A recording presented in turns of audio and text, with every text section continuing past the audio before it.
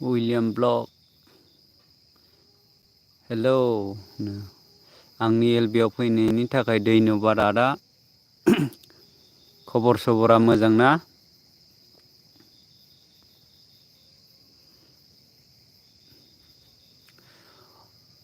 Romance official hello romance official hello like दान thank you आब' like दान होनायनि थाखाय। उइलियाम ब्लग मोजां मा ओंख्रि जानाय आदा उइलियाम?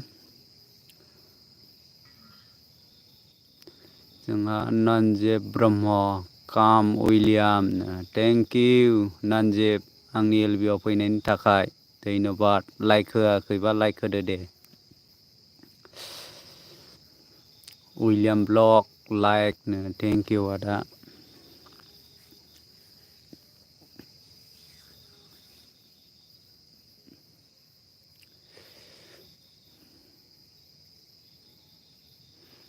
उइलियाम ब्लगआ बुंदों दाउ बेदर बा आदा गोथावथार माथो। माजों जागोन आदा दाउ बेदरखौ? भाजा एवजानानैसो जागोन ना मागोन?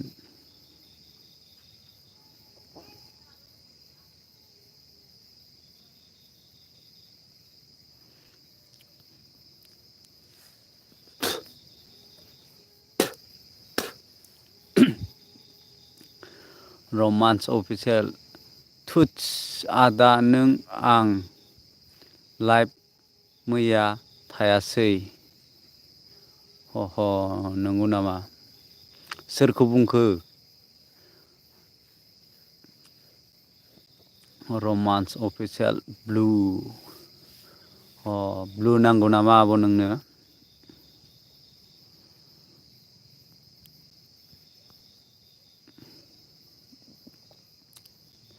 उइलियाम ब्लग भाजा भाजासो जागोन होनबा रमान्स अफिसियेल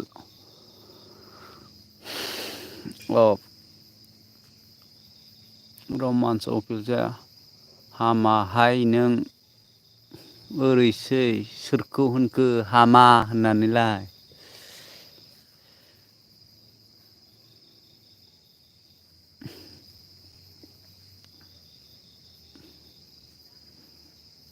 उइलियाम आदाया गलाप बिबार हरबाय।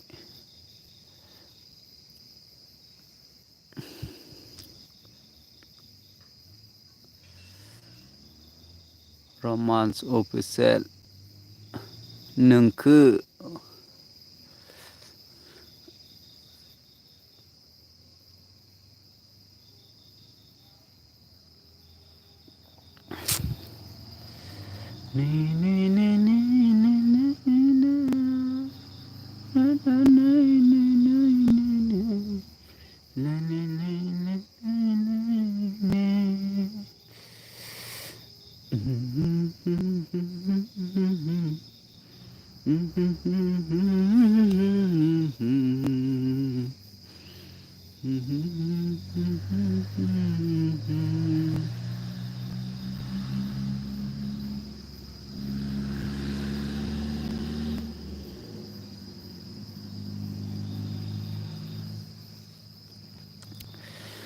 रमान्स आबा मा बुंलायलायखो आं मैया 1 घन्टा थानाया नोंनि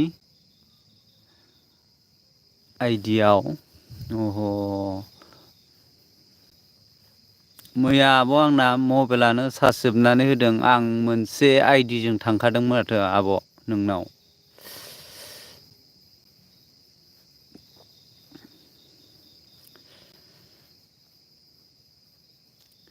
दा होयोबा दा थांगोन दे आं आब' नोंनि एलबिआव।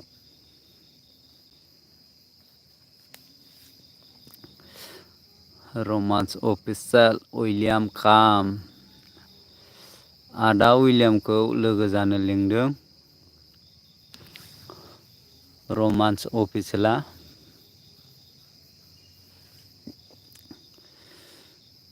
जोंहा माइनाव नार्जारि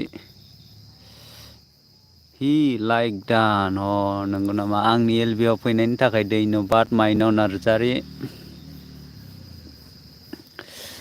जोंहा गम्बर सिं नार्जारि फैदों हेलौ साल्थे मोजांना साल्थे खबर सबरा गम्बर सिं नार्जारि लाइक ल' होनो फैनाय जाबाय दे साल्थे मिटिंनि सियार रोगानांगौ दे साल्थे ह नंगौ नामा दे साल्थे दे माइनाव नार्जारि हि लाइक डान थेंक इउ लाइक होनायनि थाखाय धन्यबाद Gambar Singh Narzary hello Mainao romance official अन गम्बर सिं एसे मोजां साब साल्थे नंगौ नामा दे माइनाव नार्जारि आंना नेटवर्कआनो गैया मानो नेटवर्क गैया जालायलायखो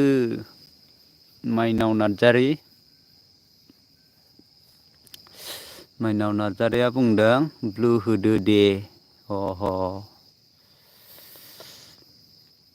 होबाय दे आङो ब्लु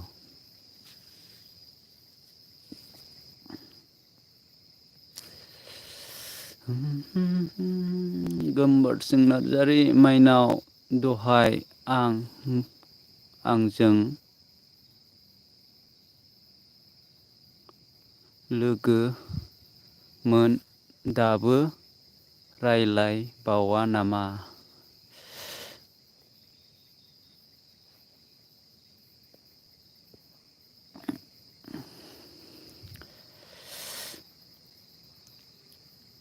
साल्थे मा ओंख्रि जानाय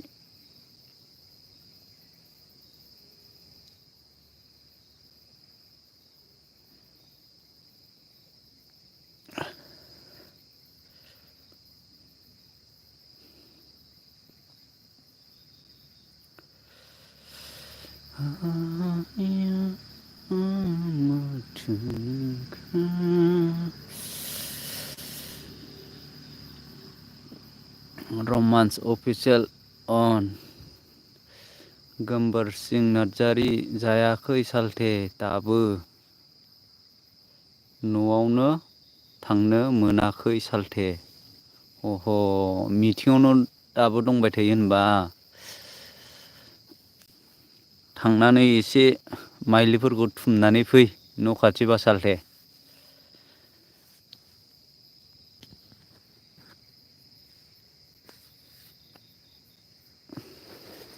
जानानै जाला जालि जानानै थाब फै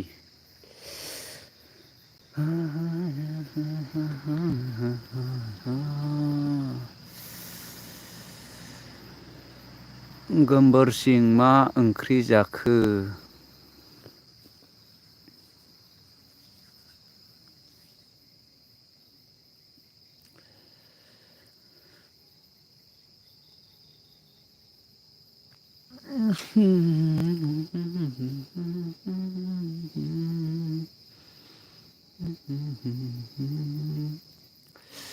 जोंना साल्थेया बुंदों साल्थे मिटिङावनो दं साल्थे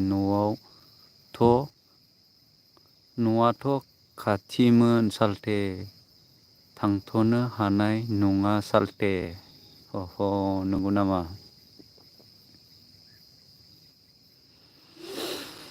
जोंना साल्थेया बुंबावदों माइनाव जायाखै दाबो नो ओंख्रियाथ' गोथाव जागोनदांलै साल्थे नोंनाथ'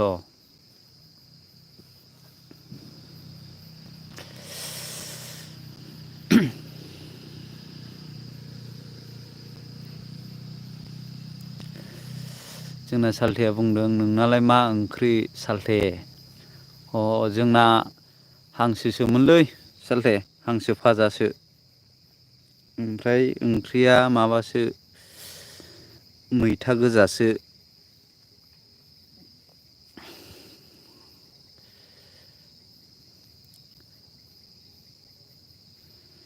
जोंना सालथेया बुंदों बेदरालाय थाखागोन सालथे।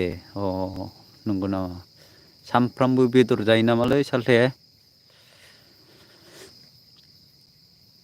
जोंना सालथेया बुंदों अह गोथावथार सालथे। अ नंगौ नामा?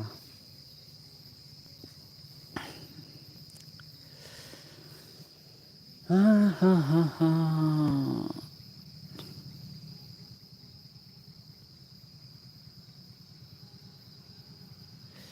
जोंना सालथेया बुंदों नोंनालाय मा ओंख्रि माइनाव?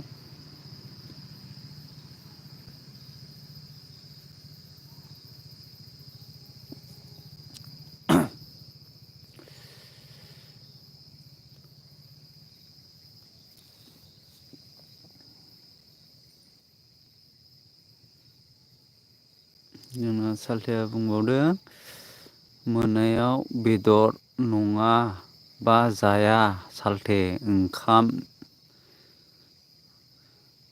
ओंखामनो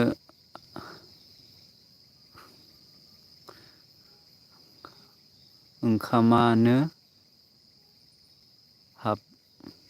हाबलाङा सालथे। अ ह ह नंगौ नामा? सामफ्रामबो बेदर जाग्रा जामारबाय होनबा सालथे।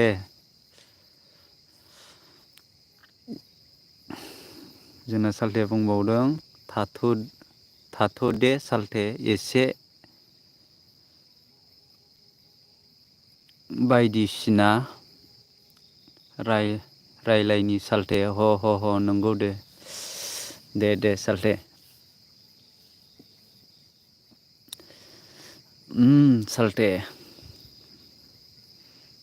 माइनाव नार्जारि दालि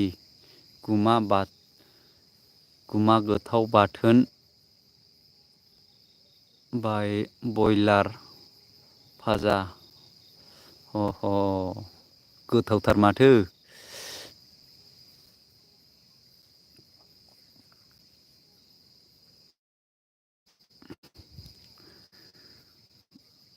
सालथेया बुंदों गोथाव माइनाव।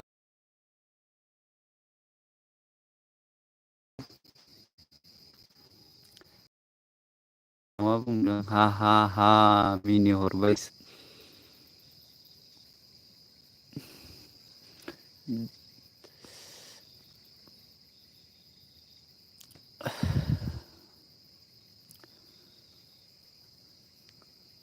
कमेन्ट खालामदो दे। थांजोब्बायसो।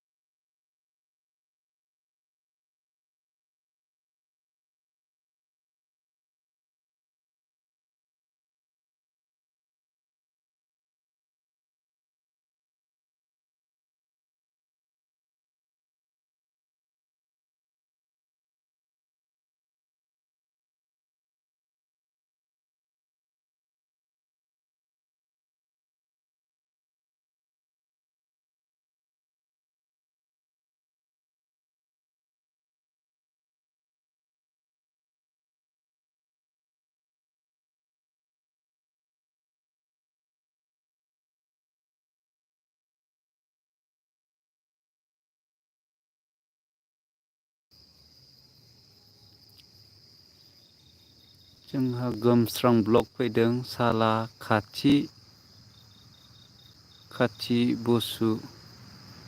बुसुगाव दांथलानि बङाइगाव लागाव होलै ओरैसै बा आंनि एलबियाव दासो नुजाफैबाय होनबा नोङो गोमस्रां ब्लक। मा ओंख्रि जानाय?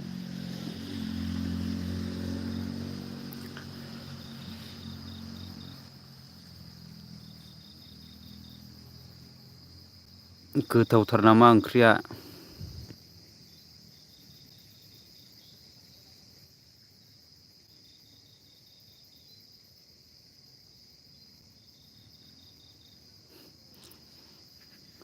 ओरैसै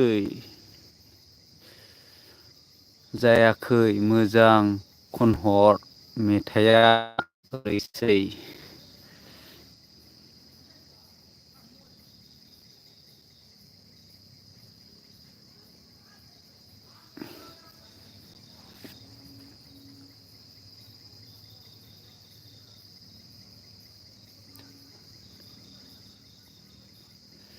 गोमस्रां ब्लकआ बुंदों थागान्दा जोंना।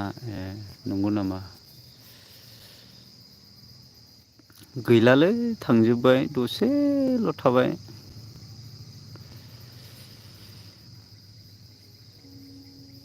खामानि मावनानैनो माबानोनो मोनाबा फुङावनो होनोनो मोनाबा।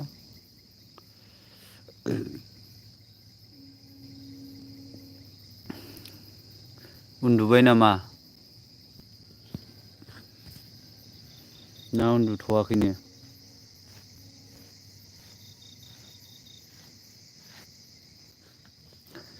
गोमस्रां ब्लकआ बुंदों सनाफोर खाथि पिकनिक जानाय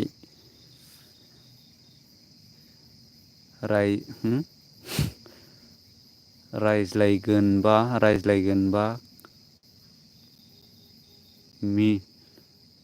गौबा मिनिहरनाय ओरैसै बा मेथाइबो खननो रोंबाय होनबा नोङो गोमस्रां ब्लक। बिसिना सायावनो थाना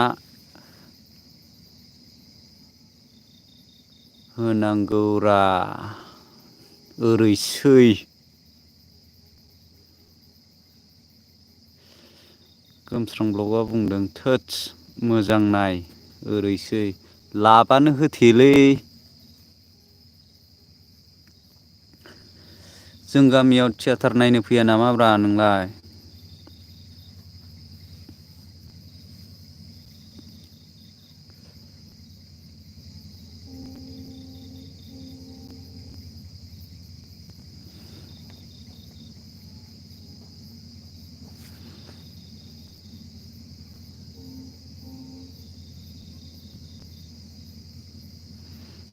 गोमस्रां ब्लकआ बुंदों जों गामियावनो फै। नोंसोर गामियावबो थियाटार दं नामा?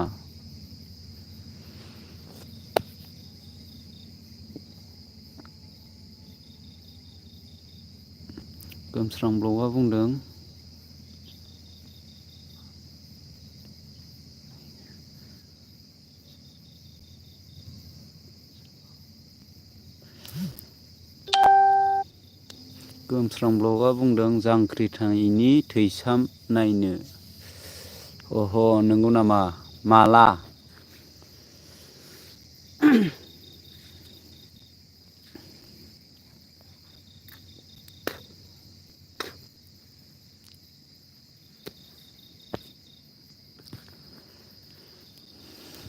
माला जागोन जांख्रिथायनि थैसामा?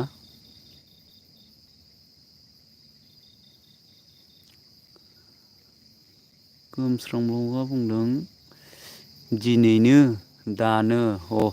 नंगौ नामा? माइदांस्रियाव।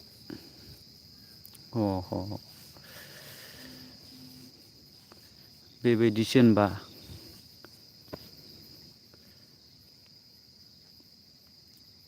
जों गामियाव फैदो आलायारनखौ नायनो फैदो।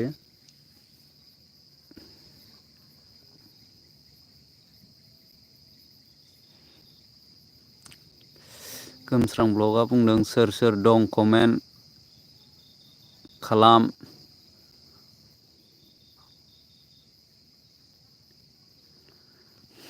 बांगाल बुरि गोसो थोग्रा। बांगाल बुरि गोसो थोग्रानाव ओरैसै जावहरलायबाय नों आंखौ।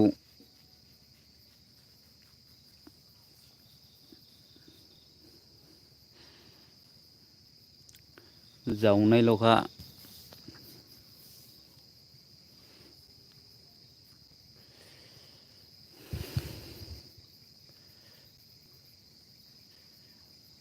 सोर सोरनाव गावसिला जोबनानै फैखो नोंलाय दहायलाय?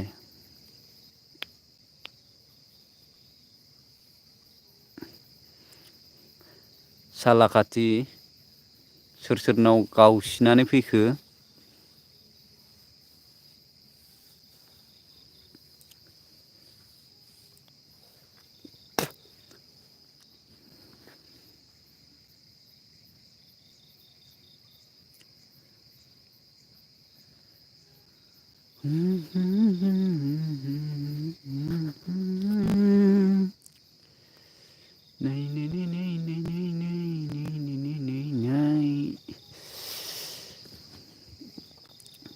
सोर सोर दङ कमेन्ट खालामहरलाय दे।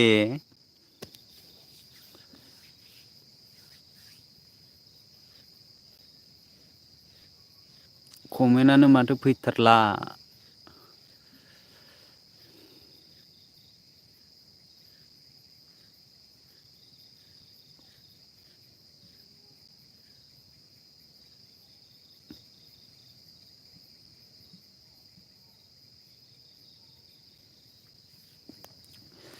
जोंना गोमसां ब्लगआ बुंदों आलायारन सानजा अखोरांनि गोथां फैसालियाव गोमो गोथां महर लानानै सानालाय नुजाफैबाय आलायारन हा हा हा ओरैसै देन्जार हायो होनबा नोङो।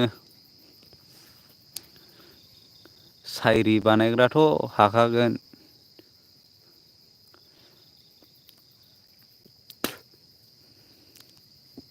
गोमस्रां ब्लगआ बुंदों बियार खालि खिफि फादुरा ओरैसै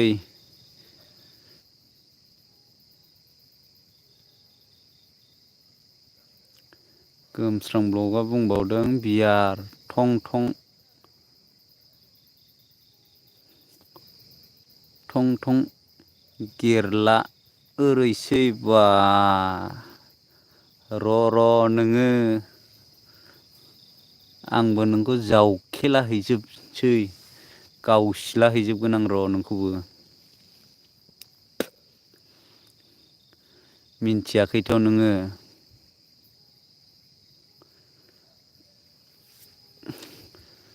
गोमस्रां ब्लगआ बुंदों मा मेथाइबो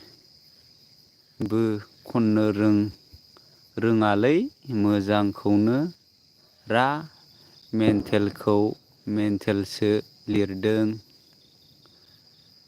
आं ओरैसै गोमस्रां ब्लगआ बुंबावदों बियार अनु फिसाय ओरैसै हा हा हा हा अ माने नोङो उनुनि लाइभआव हाबबाय थायो दासो मिन्थिदां दे।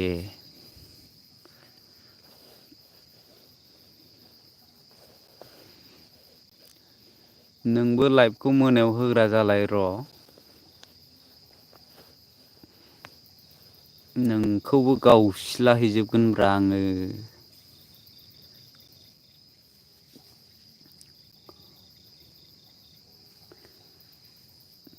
मिन्थियाखैथ' नोङो।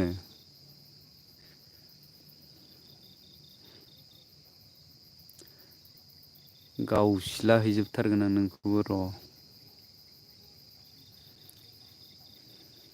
लोगोल' मोनथोंलाय आं नोंखौ जि फोरजोबहोनां सालाकाथि बासुगाव दांथलानि हटेलाव। गोमस्रां ब्लगआ बुंबावदों लागाव बङाइगाव आं मोनायाव होआलै मानो होआ होलाय मोनायाव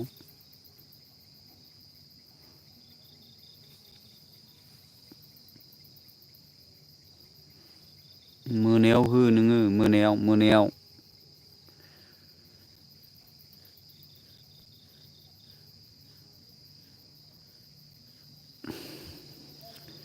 गोमस्रां ब्लगआ बुंबावदों नै नों बियार थं गेरला ओरैसै जावनायाथ' बा नायजाखाया जावबायल' था नोङो। गोमस्रां ब्लगआ बुंबावदों मोनायाव टाइम गैया आंहा मानो गैया बेलेगफोरनि एलबियाव हाबहैनानै गाव सिला हरजोबनो टाइम गैया नामा नोंहा?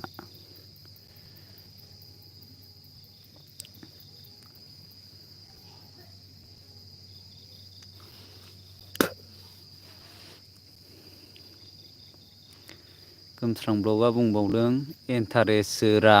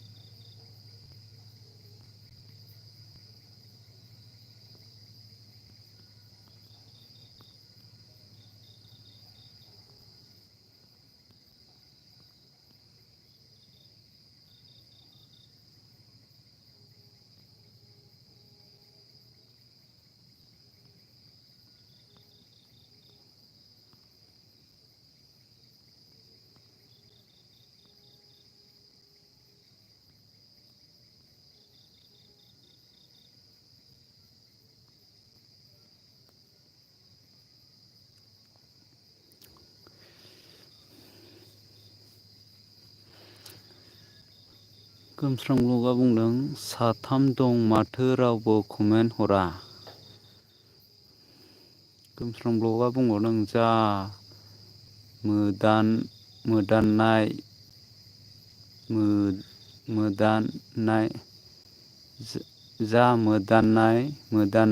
मोदाननाय जारौ नोंनि खावलाया ओहै लागाव। गोमस्रां ब्लगआ बुंबावदों नै रं नाम्बारा हरलायबाय नोंना।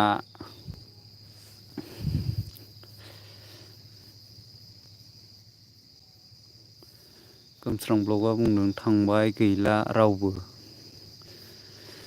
ओंलै माथो खालामबावनो रावबो फैखाया।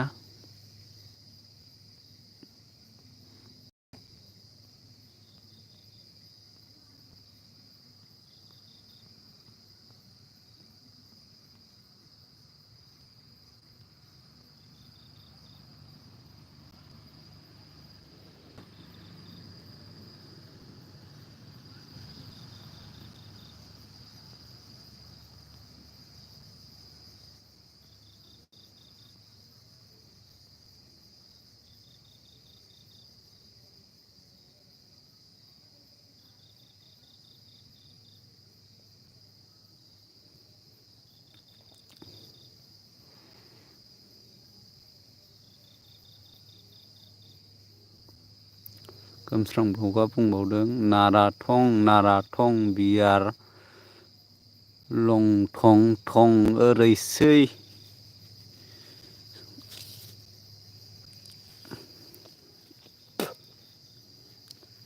मेथाइखौथ' देन्जार खननो हाखायो माथो नोंलाय।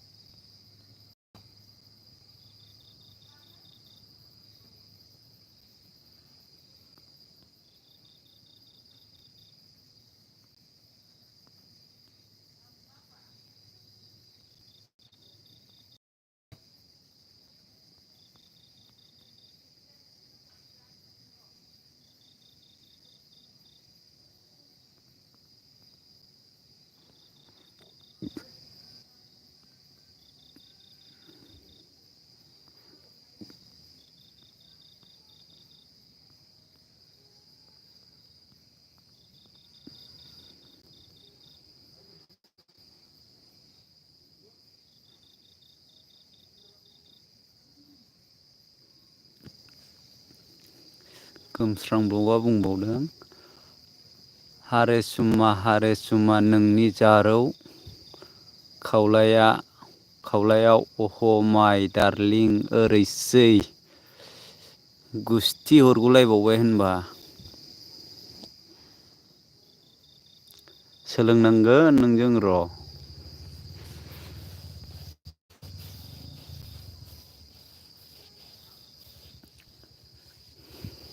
सोलोंहैनांगोन नोंजों आंबो रोंनायनि एसे।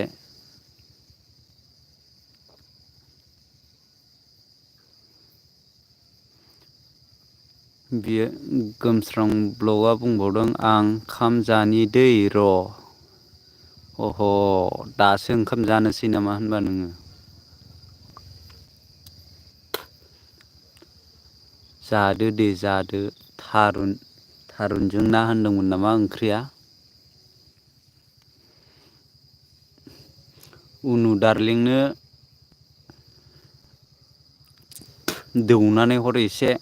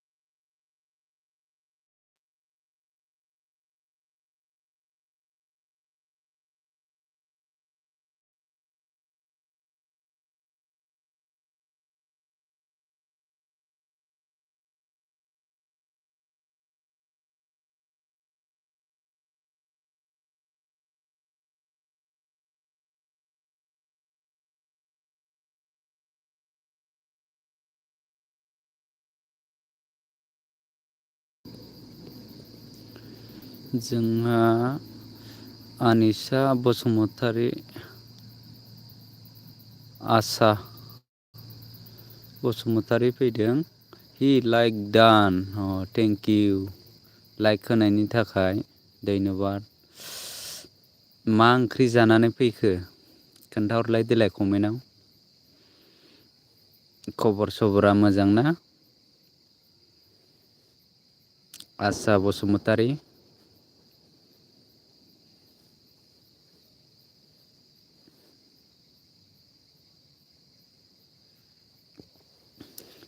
आसा बसुमतारिया जाथ'वाखै। नंगौ नामा? मा ओंख्रि खोन्थाहरलाय देलाय कमेन्टआव।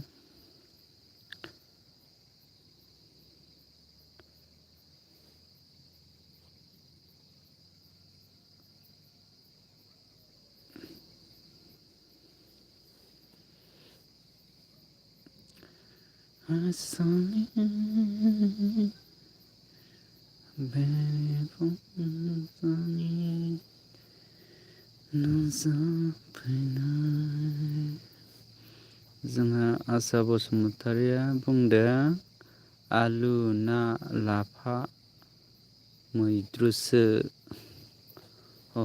गोथावथार माथो। लाफा मोनजाबायानो होनबा।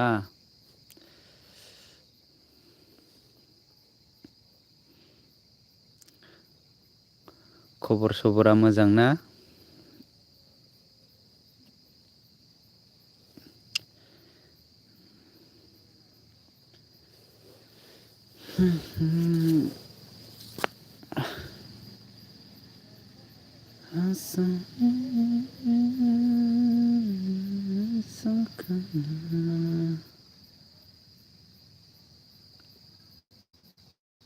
आसा बसुमतारिया बुंदों मोजांथ' दासान्दि। नंगौ नामा? आसा बसुमतारी नों अबेनिमोनलाय?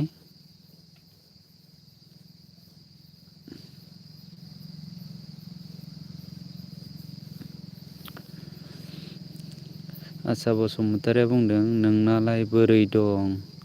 आंनाबो दासान्दि मोजाङानो बर्थमान।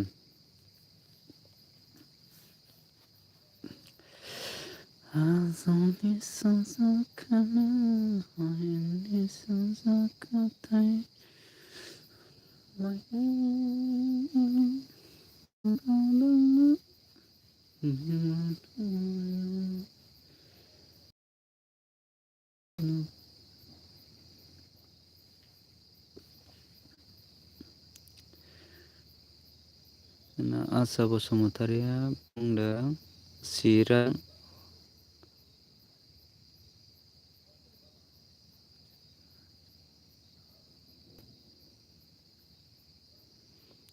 चिरां हाजो।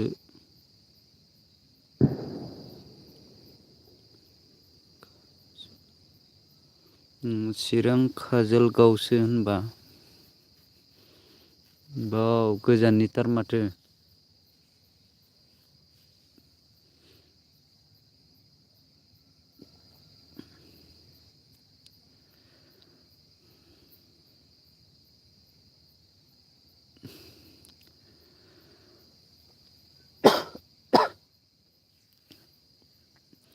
बहुद गोजाननि नोङो।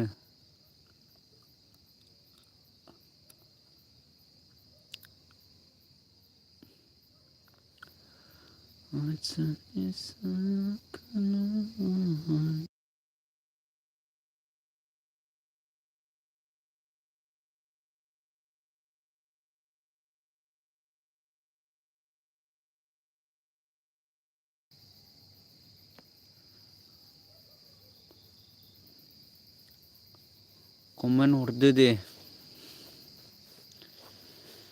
आसा बसुमतारी थांबायसो नामा नोंलाय?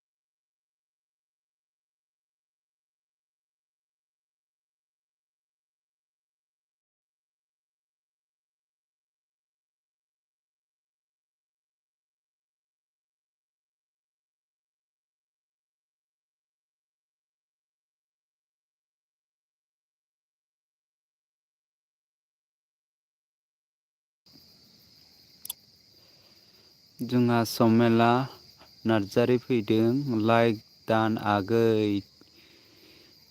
थेंक इउ आब' आंनि एलबिआव फैनायनि थाखाय धन्यबाद।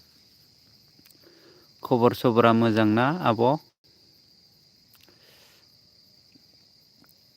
मा ओंख्रि जानानै फैखो खोन्थाहरदो दे कमेन्टआव आब'।